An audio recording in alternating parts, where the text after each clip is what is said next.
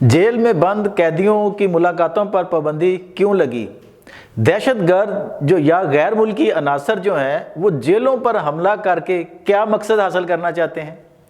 पंजाब भर की जेलों में बंद कैदियों की मुलाकातों पर जो है वो 15 दिन के लिए पाबंदी। अस्सलाम वालेकुम दोस्तों और साथियों, मैं हूं शहजाद चौधरी और आप देख रहे हैं मार्गला न्यूज़। ये खबर जो है वो आज बहुत गर्म है। क्यों, इसकी असल वजूहात क्या हैं, हम इन पे बात करते हैं। आपको पता है कि इस वक्त एक हाई प्रोफाइल कैदी जो है वो अडियाला जेल में बंद है, जिसे कैदी नंबर 804 के नंबर से याद किया जाता है। आप जान गए होंगे वो हाई प्रोफाइल 804 नंबर कैदी पाकिस्तान तहरीक इंसाफ के जो बानी चेयरमैन इमरान खान हैं। अब हुकूमत को ऐसा अचानक थ्रेट क्या जो है वो मौसूल हुआ कि जिसके तहत पंजाब भर की तमाम जेलें जो हैं उनमें बंद कैदियों से मुलाकात पर जो है वो पाबंदी लगा दी गई है। दोस्तों और साथियों, आप जानते हैं कि इस वक्त जो नई हुकूमत बनी है उसे अगर कहीं से कोई ख़तरा है तो वो तहरीक इंसाफ है, या अब उनके अपने ही एक पुराने संगी साथी जो उनके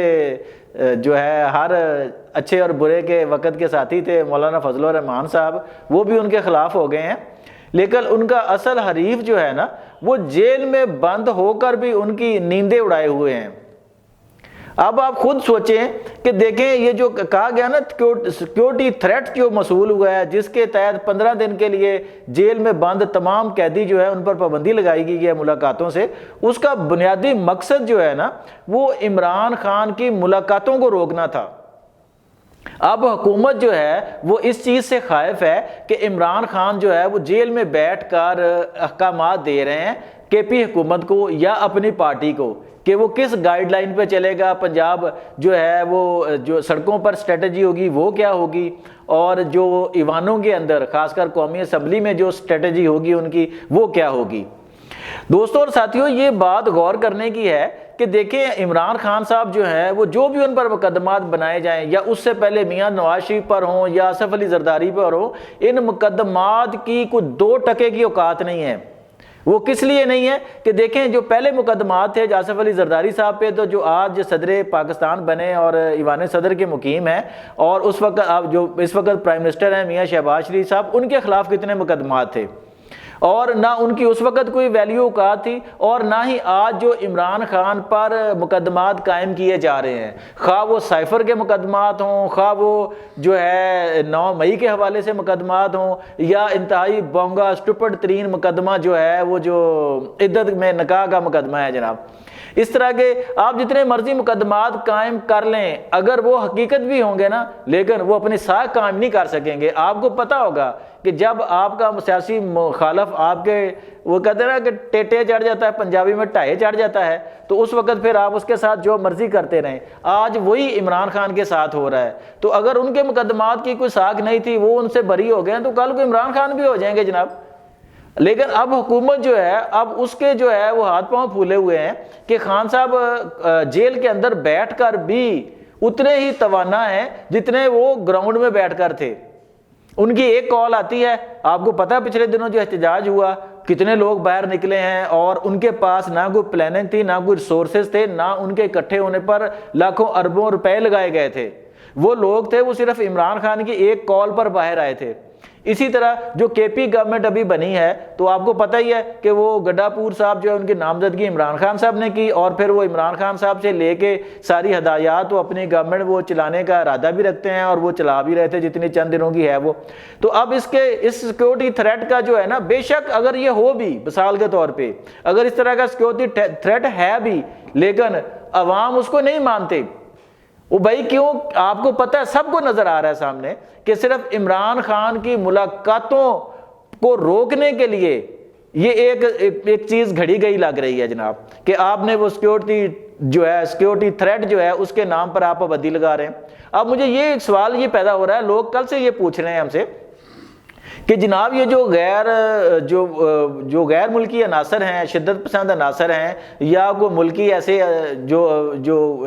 अनासर हैं जो वो आखिर जेलों पर हमलों से क्या लेना चाहते हैं, क्या हासिल है उनका मकसद? तो ये एक ऐसा सवाल है जो ना समझ में आने वाला है। کہ جناب وہ جو آخر جیلوں پہ ان پہ حملوں کا کیا منصوبہ انہوں نے بنا لیا اچانک جناب، کہ جیلوں میں بڑی کوئی ایسی چیز آ گئی ہے جناب جو اگر جیلوں پہ حملہ کریں گے تو اس سے جو ہے وہ سب پاکستان تباہ ہو جائے گا، برباد ہو جائے گا اور سارا کچھ ہو جائے گا۔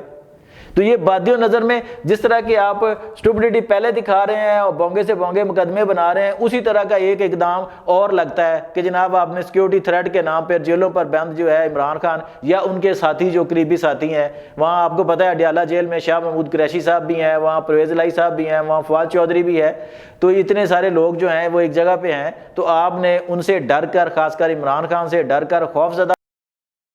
رابطہ جو وہ باہر نہ رہے، تو اس کو روکنے کے لیے آپ نے اس طرح کا ایک سٹیپ لیا ہے، بلکہ ایک بونگی ماری ہے، ایسی بونگی جو الٹا آپ کے گلے میں پڑنے والی ہے کہ جناب آپ اگر آج اس کا راستہ روک رہے ہیں تو آپ یہ جانیں میاں صاحب، یہ یاد رکھیں میاں شہباز شریف صاحب کہ کل آپ بھی پہلے جیل میں تھے اور کل کو کوئی وقت نہیں ہوتا کہ وقت کب پلٹ جائے، کب آج کے اسیر جو ہیں وہ کل کے حکمران بن جائیں، کیونکہ آج کے آپ حکمران ہیں جناب۔ تو ان چیزوں کو دیکھیں کہ اس طرح کے اقدامات سے نہ تو راستے روکے جا سکتے ہیں اور نہ ہی اپنی حکومت اور رٹ قائم کی جا سکتی ہے۔ تو یہ ایک ایسا پوائنٹ ہے جس کو ابھی سے سمجھ لینا چاہیے۔ اگر کوئی اس طرح کی یہ بونگی وقوع پذیر ہو گئی ہے تو بہتر ہے کہ اس پر ڈٹے رہنے کے بجائے اس کو واپس کر لیا جائے۔ عمران خان ایک سیاسی قیدی ہے، یہ سب جانتے ہیں، یہ بات جو آپ جتنا مرضی کہہ لیں، جتنا مرضی گندا کر لیں، وہ ایک سیاسی قیدی ہے، اور اس کو اگر آپ نے سیاسی قیدی بنایا ہوا ہے تو اس کو قید میں بیٹھ کر سیاست کرنے کا حق تو جو ہم ضرور تسلیم کرتے ہیں کہ ٹھیک ہے وہ اپنی پارٹی کو رن کرے۔ ہم یہ نہیں کہتے کہ وہ بیٹھ کر کوئی اپنے لوگوں کو تخریب کاری پہ آمادہ کرے، ریاست کے سامنے لے کے آئے اور 9 مئی جیسے کوئی واقعات ہوں تو ہم نے اس وقت ان کی حمایت کی تھی، خان صاحب کی، اس طرح کے عناصر کی کہ جناب وہ اسٹیٹ کو للکاریں، نہ اب ہم کرتے ہیں، لیکن ہم اس کو سیاسی لیڈر سمجھ رہے ہیں کہ وہ اپنی ایک جماعت کا مسلمہ سیاسی رہنما ہے، اگر وہ جیل میں بیٹھ کر سیاست کرتا ہے تو یہ اس کا حق ہے،